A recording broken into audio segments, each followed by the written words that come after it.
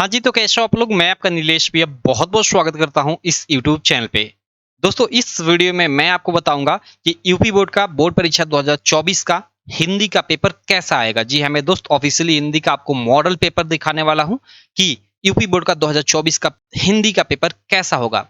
बहुत सारे लोग कमेंट कर रहे थे कि भैया क्या 2024 में जो ऑब्जेक्टिव था उनकी संख्या बढ़ गई है। अगर आपको नहीं पता तो मैं आपको बता दूं कि जो 2023 में यूपी बोर्ड का पेपर हुआ है उसमें पूरा का पूरा पेपर का पैटर्न बदल दिया गया था, जिसमें आपका 20 मार्क का ऑब्जेक्टिव था हर एक सब्जेक्ट में, जिसका आंसर आपको ओएमआर शीट पे देना होता था और 50 मार्क का सब्जेक्टिव। इस प्रकार 70 मार्क का पेपर हुआ करता था और उसके अलावा 30 मार्क का तो आप जानते ही हो कि हर सब्जेक्ट में प्रैक्टिकल का एग्जाम होता है। तो इस प्रकार 100 मार्क का पेपर हो गया, 70 मार्क का लिखित और 30 मार्क का आपका प्रैक्टिकल एग्जाम। तो ये 2023 में ये पूरा का पूरा चेंजेस किया गया था, ऑब्जेक्टिव को ऐड किया गया था। इससे पहले ऑब्जेक्टिव क्वेश्चन काफी कम आते थे। क्लियर?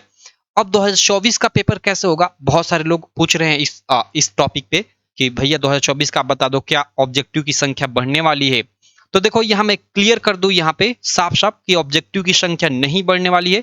जिस तरह से आप लोग का 2023 का पेपर हुआ है उसी प्रकार से 2024 का पेपर होगा। हाँ, थोड़ा-थोड़ा चेंजेस किया गया है। जैसे हिंदी के पेपर में थोड़ा-सा चेंज किया गया है।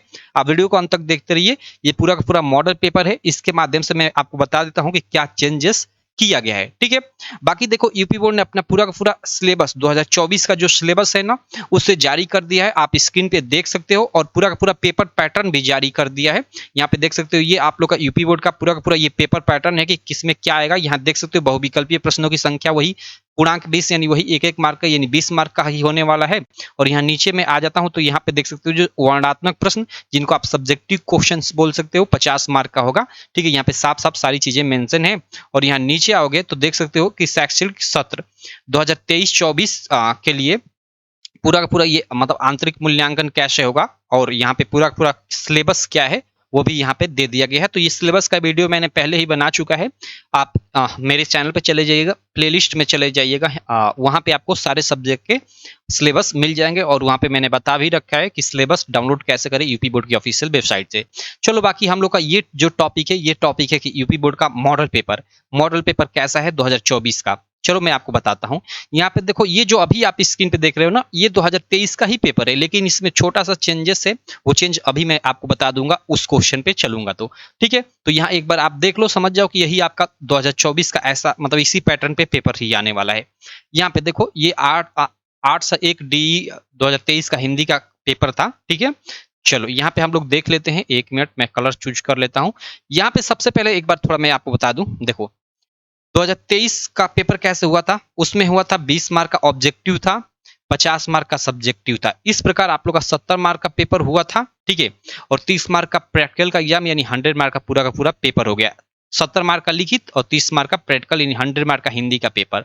अब ये जो 20 मार्क के ऑब्जेक्टिव थे, आपका क्वेश्चन यही होगा कि कहाँ से आता है ये 20 मार्क का ऑब्जेक्टिव।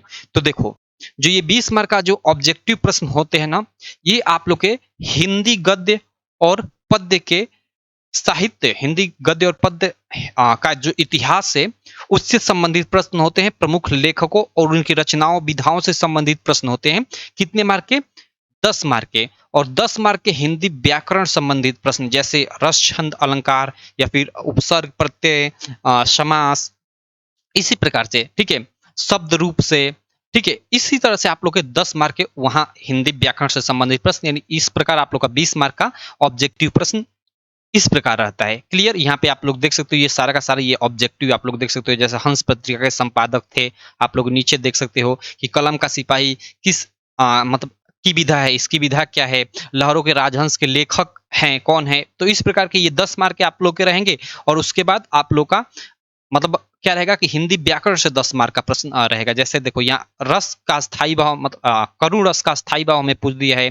ठीक है, एक ये लाइन दी गई है, इसमें हम लोग का लग रहा है। देखो यहाँ पे ये लाइन दी गई है यहाँ तक और इसमें अलंकार पूछा हुआ है। अगर नीचे आते हो यहाँ पे तो यहाँ देखो, रोला छंद में कुल कितने चरण होते हैं। ठीक है, ये प्रत्यय उपसर्ग प्रत्यय से रिलेटेड, यहाँ समाज से रिलेटेड ये प्रश्न पूछा हुआ है। तो आप लोग देख सकते हो, इस प्रकार ये पूरे के पूरे आप लोग के 20 मार्क के ऑब्जेक्टिव इस प्रकार होंगे। क्लियर? 2024 बोर्ड एग्जाम में मैं आपको बता दूं।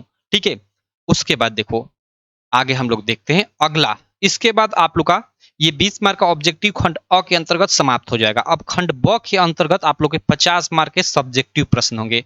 मतलब ये जो 20 मार्क के ऑब्जेक्टिव होंगे ऊपर वाले, उनका आंसर आपको ओएमआर शीट पे देना होगा। ओएमआर शीट कैसी होगी, ये हमने पिछले साल की जो ओएमआर शीट बताई थी, बिल्कुल 2024 की वैसी ही ओएमआर शीट होगी। बाकी आप चैनल से जुड़े रहो, चैनल को सब्सक्राइब कर लो। हम लोग ओएमआर शीट भी आपको प्रोवाइड कराएंगे, उसको भरना भी सिखाएंगे, सारी चीजें। कोई भी मतलब आपको डाउट नहीं रह जाएगा, एग्जाम तक आप एकदम तगड़े हो जाओगे यार। आप देखियो इस साल हमारे जो स्टूडेंट है, बहुत सारे स्टूडेंट, कोई 90%, कोई 91%, कोई 92%, कोई 80%, कोई 70%, ऐसे बहुत सारे स्टूडेंट ने नंबर लाया हुआ है। हमने वीडियो डाला हुआ है चैनल पे, शॉर्ट वीडियो, आप लोग जाकर देख सकते हो। बहुत सारे कम्युनिटी पोस्ट भी हमने किया है और बहुत सारे व्हाट्सएप पे उसी तरह मैसेज पड़ा हुआ है, क्योंकि सभी स्टूडेंट का कितना मैं डालूं, बहुत सारे स्टूडेंट है यार। चलो कोई दिक्कत नहीं। यहाँ पे हम लोग का 50 मार्क का जो वर्णात्मक प्रश्न, जिसको आप सब्जेक्टिव प्रश्न भी बोल सकते हो, जिसका आपको कॉपी पे आंसर लिखना होगा, ठीक है, वो कैसा आएगा। तो देखो सबसे इसमें जो पहला प्रश्न रहेगा, देखो आप लोग की जो हिंदी है मेनता 4 पार्ट में बटी हुई है। हिंदी गद्य, हिंदी पद्य और हिंदी की संस्कृत, जिसको आप संस्कृत परिचायिका या अनिवार्य संस्कृत जो भी बोल लो। हिंदी में आप लोग के देखना पीछे संस्कृत का भी पार्ट है, जिसमें वाराणसी वाला चैप्टर है, ठीक है, प्रबुद्धो ग्रामीण वाला चैप्टर है, तो वो उसकी मैं बात कर रहा हूँ। ठीक, तो 3 पार्ट ये हो गए और एक हिंदी व्याकरण, तो 4 पार्ट में बटी हुई है। तो व्याकरण से तो सीधे सीधे ऑब्जेक्टिव क्वेश्चन आएंगे, सब्जेक्टिव क्वेश्चन नहीं आएंगे। और उसके अलावा आप लोग के हिंदी गद्य पद्य, और उसके अलावा आप लोग का जो हिंदी वाली जो संस्कृत थे, जिसको आप संस्कृत परिचायिका या अनिवार्य संस्कृत बोल सकते हो, इनसे रिलेटेड आप लोग के सब्जेक्टिव प्रश्न आएंगे, यानी जिनका आंसर आपको कॉपी पे लिखना होगा। तो वो कैसे प्रश्न आएंगे, चलो हम लोग देख लेते हैं। सबसे पहला यहाँ पे देख सकते हो, जो पहला इसमें प्रश्न होगा वो आप लोग का हिंदी गद्य से संबंधित होगा। ठीक है, एक ये देखो यहाँ पे गद्यांश लिखा है ना, यहाँ पे देखो क और ख, यहाँ पे देख सकते हो नीचे क और ख, बीच में अथवा लिखा है, यानी 2 गद्यांश दिया रहेगा और इन दोनों गद्यांशों से रिलेटेड 3-3 ठे प्रश्न पूछा रहेगा। जैसे देखो यहाँ पे एक, यहाँ पे 3 ठे यहाँ पे प्रश्न पूछा गया है ऊपर वाले गद्यांश से रिलेटेड, और नीचे वाले गद्यांश से रिलेटेड देखो यहाँ पे 3 ठे प्रश्न पूछा गया है। अब इन दोनों गद्यांशों में से आप ऊपर वाला करो या नीचे वाला करो, आपका मन। ठीक है, अगर आपको दोनों आ रहा है, दोनों गद्यांश आ रहे हैं, तो दोनों में से कोई एक ही आपको करना है।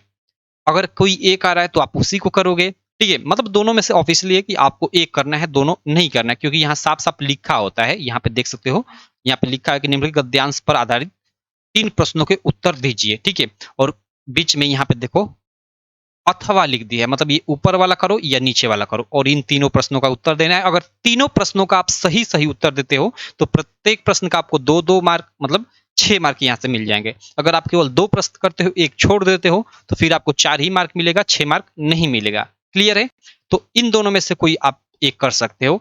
उसी प्रकार देखो, ये तो गद्य वाले पार्ट से था, पद्य वाले पार्ट से सेम इसी तरह प्रश्न पूछा जाएगा, और यह सेकेंड प्रश्न होगा। इसमें क्या करेगा कि यहाँ पे ये देखो पद्यांश दे दिया है, और इस पद्यांश से रिलेटेड इसको पद्य भी बोल सकते हो। ठीक है, 3 ठे देखो यहाँ पे प्रश्न पूछा हुआ है, और यहाँ पे भी देखो यहाँ पे अथवा किया हुआ है, आप यहाँ पे देख सकते हो साफ साफ अथवा किया हुआ है, और अथवा कर कर यहाँ पे देखो ख लिखा हुआ है, और यहाँ पे एक आपका पद्यांश दिया हुआ है, यानी पद्य दिया हुआ है। आपके ये जितने भी पद्य के चैप्टर होंगे उनमें से किसी भी चैप्टर का यहाँ पे आ सकता है, इसीलिए आप अपना सारा का सारा चैप्टर अच्छे से पढ़ना। क्लियर, और देखो इससे रिलेटेड यहाँ पे 3 ठे प्रश्न पूछा हुआ है।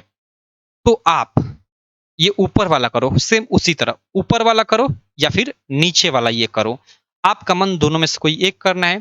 ठीक, और दोनों में से कोई एक करना है। मान लो आप ये नीचे वाला कर रहे हो, तो नीचे वाला करोगे तो ये देखो ये जो पद्यांश दिया है इससे रिलेटेड यहाँ पे 3 ठे प्रश्न पूछा है, इसी का उत्तर देना है। जैसे उपयुक्त पद्यांश का संदर्भ लिखिए, इस मतलब ये जो ऊपर पद्यांश दिया गया है इसका संदर्भ लिखना है, और उसके बाद रेखांकित अंश इसमें जो किया गया है, देखो रेखांकित अंश मीन्स देखो ये लाइंस लिखी गई, उसके अंदर ये नीचे ये देखो अंडरलाइन किया गया है, उसी को रेखांकित अंश बोला जाता है।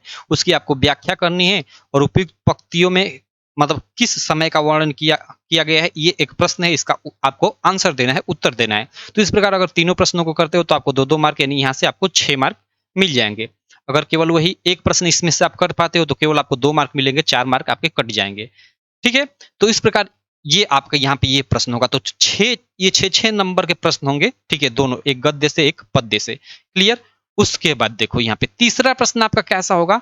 तो तीसरा प्रश्न वही मैंने बताया कि आपका एक हिंदी की संस्कृत भी है, जिसको आप अनिवार्य संस्कृत बोलते हो। ठीक है, उसमें भी आप लोग का जैसे जो नॉर्मल लाइन्स है उनको गद्य बोल दिया गया है और जो श्लोक है उनको पद्य बोल दिया गया है। तो देखो जैसे ये वाराणसी वाले चैप्टर से यम नगरी विविध धर्माणाम संगम स्थली, ठीक है, ये पढ़ने से ही मालूम चलता है कि ये मतलब वाराणसी वाले चैप्टर से कोई दिक्कत नहीं, उससे हमें अभी मतलब नहीं है क्योंकि हम लोग इसका सोल्यूशन नहीं कर रहे हैं, अभी देख रहे हैं कि पेपर कैसे आएगा।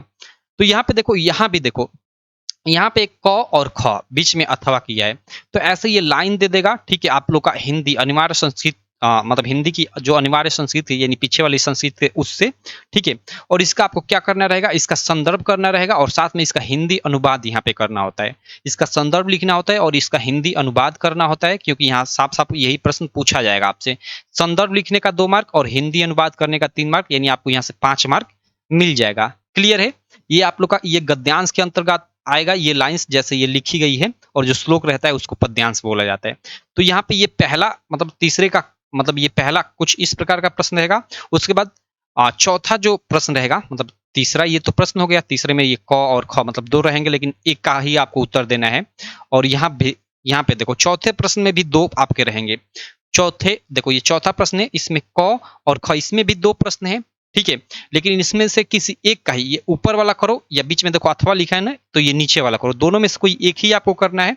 और ये क्या है, ये देखो श्लोक टाइप का है तो इसको पद्यांश कहा जाता है। और ये भी पीछे हिंदी की संस्कृत वाला चैप्टर पढ़ोगे ना, तो उन्हीं चैप्टर्स में ये मतलब श्लोक आपके दिए हुए हैं, ठीक।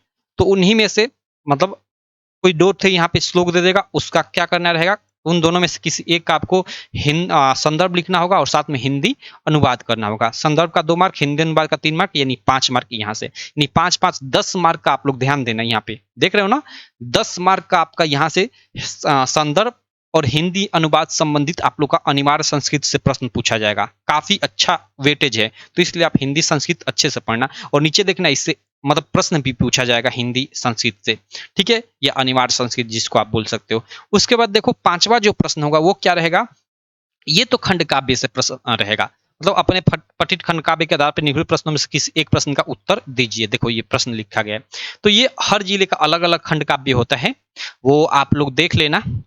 आपके जिले में कौन सा खंड काव्य आता है, क्योंकि मुझे तो नहीं पता कि आप किस जिले से बिलोंग करते हो, तो आप लोग देख लेना, अपने टीचर से पूछ लेना कि सर हमारे जिले में कौन सा खंड काव्य आता है, वही आप खंड काव्य पढ़ना। सारा खंड काव्य पढ़ने की कोई जरूरत नहीं है, क्योंकि आप खंड काव्य अपने जिले का पढ़ लोगे तो निश्चित है आपके जिले का इस पेपर में खंड काव्य रहेगा, ठीक है। तो देखो जैसे जैसे यहाँ पे देखो कोई एक खंड काव्य का उत्तर देना है, जैसे लिखा है ना कि अपने पठित खंड काव्य के आधार पर निम्नलिखित प्रश्नों में से किसी एक का उत्तर दीजिए। मान लो आपके जिले में कर्ण खंड काव्य आता है, तो इसमें आप ढूंढो कि कर्ण खंड काव्य कहाँ है। तो यहाँ मैं नीचे आ जाता हूँ, देखो अब यहाँ पे देखो कर्ण खंड काव्य यहाँ पे है, कर्ण खंड काव्य यहाँ ज वाले प्रश्न में है। तो इसमें एक और दो ठे प्रश्न पूछा है, लेकिन दोनों में से कोई एक ही आपको करना है। जैसे कर्ण खंड काव्य के आधार पर कर्ण का चरित्र चित्रण कीजिए, अथवा यहाँ सेकंड प्रश्न पूछा है कि कर्ण खंड काव्य की किसी घटना का वर्णन कीजिए, मतलब किसी भी एक घटना का वर्णन करना है। तो यहाँ पे आपका मन, दोनों में से कोई एक आप प्रश्न करो, वो आप पे डिपेंड करता है। मतलब यहाँ 2 ठे प्रश्न पूछा है, इन दोनों में से कोई एक करना है, क्योंकि ऊपर साफ साफ बोल दिया है, ठीक। और ये आपके अपने जिले का ही खंड काव्य यूज करना है। जैसे कर्ण खंड काव्य कुछ यूपी के कुछ जिलों में आता होगा, ये अग्र पूजा कुछ जिलों में आता है। तो ये पूरा पूरा ये डिवाइड कर दिया गया है, वो पहले से निश्चित होता है। आप अपने टीचर से पूछ लेना कि हमारे जिले में कौन सा खंड काव्य आता है, और ये 3 मार्क का आता है। क्लियर, 3 मार्क में आप लोग के एग्जाम में आता है। चलो आशा करता हूं यहां तक आपको क्लियर हो गया होगा। आप लोग का 6 नंबर प्रश्न क्या होगा, देखो 6 नंबर में 2 प्रश्न होंगे, एक क और ख, और दोनों को आपको सॉल्व करना होगा। यहाँ पे अथवा का ऑप्शन नहीं होगा। 6 का क और यहाँ पे देखो ख नीचे। क में आपका क्या रहेगा कि जैसे 3 आप लोग का 3 लेखक का नाम दे देगा, यहाँ पे 3 लेखकों का नाम दे देगा। आपके हिंदी जो गद्य वाला पार्ट है उन्हीं गद्य में से, जैसे पहला है आचार्य रामचंद्र शुक्ल, सेकंड है डॉक्टर राजेंद्र प्रसाद और थर्ड है जयशंकर प्रसाद। देखो यहाँ पे 3 थे ये लेखकों का नाम दिया हुआ है।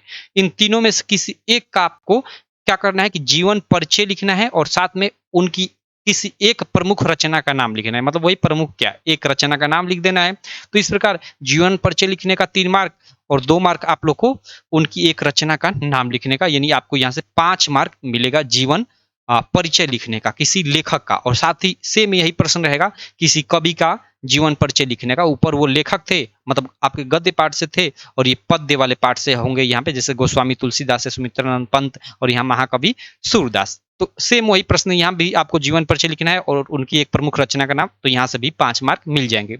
अब देखो ये जीवन परिचय लिखने का ना, तो मतलब जो तरीका है थोड़ा अलग कर दिया गया है बोर्ड परीक्षा 2023 से। ये ऑफिशियली बोर्ड के द्वारा अनाउंस्ड किया गया था कि आपको जो भी जीवन परिचय लिखना है, जैसे रामचंद्र शुक्ल का लिख रहे हो, तो पहले यहाँ पे एक छोटा सा मतलब एक चार्ट बना लो रामचंद्र शुक्ल जी का। जैसे यहाँ पे ऐसे चार्ट बना लो, यहाँ पे आपके हिंदी की बुक में ऐसे दिया है, यहाँ पे कि जन्म इनका कब हुआ था, इनकी मतलब माता का नाम, पिता का नाम, स्थान, उसके बाद मृत्यु, ऐसे एक चार्ट बना लो। उसके बाद यहाँ से जीवन परिचय लिखना प्रारंभ करो। तो जीवन परिचय मैं लिखना भी अच्छे से आपको बताऊंगा, और मैं जो बताऊंगा काफी आसानी तरीके से बताऊंगा, वही आप लोग याद करना। क्लियर? चलो, तो इस प्रकार ये गद्य और पद्य में इस प्रकार लेखकों और कवियों के जीवन परिचय से संबंधित 5-5 10 मार्क का प्रश्न रहेगा, 6 के क और ख के अंतर्गत। उसके बाद 7वां प्रश्न आपका एक छोटा सा प्रश्न रहेगा कि अपनी पठित पाठ्य पुस्तक से बोलेगा कि कंठस्थ किया हुआ कोई एक श्लोक लिखिए, और जो इस प्रश्न पत्र में न आया हो, और ये 2 मार्क का रहेगा।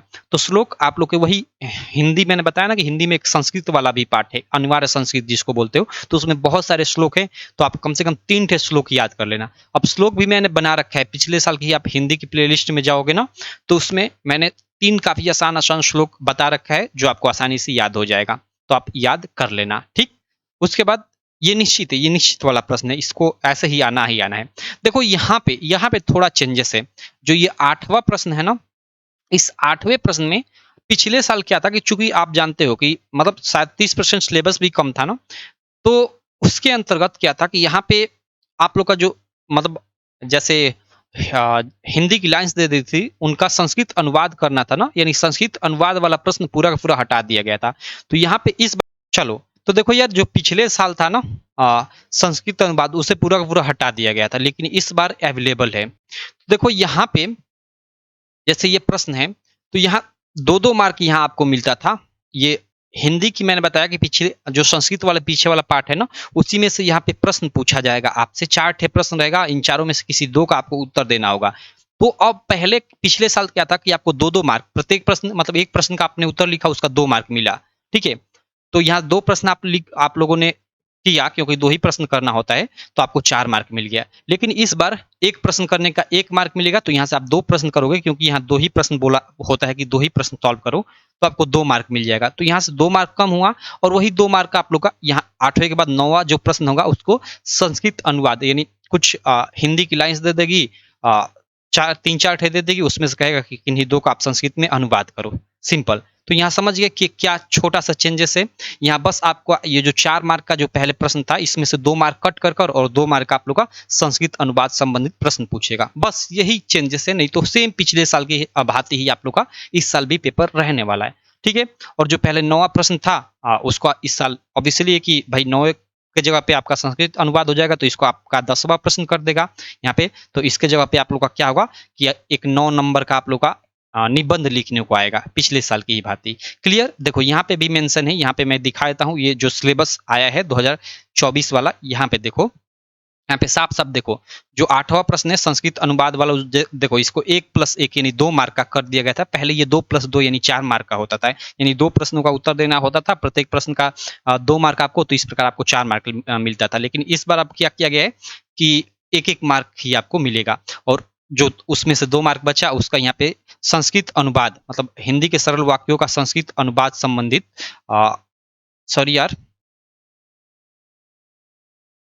ओके, संस्कृत पाठ्यवस्तु पर आधारित प्रश्नों का उत्तर। ओके, प्रश्नों का उत्तर ये है, यहाँ पे आप लोग देख सकते हो, और हिंदी के सरल वाक्य। ओके, मतलब ये प्रश्न बदल दिया गया, मतलब वही सरल वाक्यों का अनुवाद से संबंधित इसको 8वां प्रश्न कर दिया गया, और ये जो संस्कृत में उत्तर देना है, इसको 9वां प्रश्न कर दिया। कोई दिक्कत नहीं, तो वो तो थोड़ा ऊपर नीचे कर ही सकता है, उसमें कोई दिक्कत नहीं। मतलब वही जो मैंने बताया वही यहाँ पे सिंपल है। ठीक है, और 10वां प्रश्न आप लोग का वो मतलब निबंध संबंधित रहेगा, काम खत्म बस। तो ये है पूरा का पूरा आप लोग का हिंदी का सिलेबस, या पेपर पैटर्न, जो भी समझ लो, सिलेबस तो नहीं, पेपर पैटर्न बोलूंगा, या मॉडल पेपर। अभी यूपी बोर्ड ने ऑफिशियली मॉडल पेपर अनाउंस नहीं किया है, करेगी तो ऐसा ही same to same model paper announce करेगी। तो चलो, आशा करता हूँ आपको पूरा का पूरा पेपर पैटर्न समझ में आ गया होगा कि यूपी बोर्ड का बोर्ड परीक्षा 2024 का पेपर कैसा आएगा। नेक्स्ट वीडियो में आप कहोगे तो ये प्रीवियस ईयर पेपर का मैं सॉल्यूशन भी करा दूंगा, लेकिन अभी सॉल्यूशन कराने का कोई मतलब नहीं है, अभी आप धीरे धीरे पढ़ो। मैं केवल ऑब्जेक्टिव का तो सॉल्यूशन करा सकते हैं, चलो धीरे धीरे ऑब्जेक्टिव का सॉल्यूशन कराऊंगा। चलो मैं मिलता हूं आपसे नेक्स्ट वीडियो में, तब तक के लिए थैंक यू।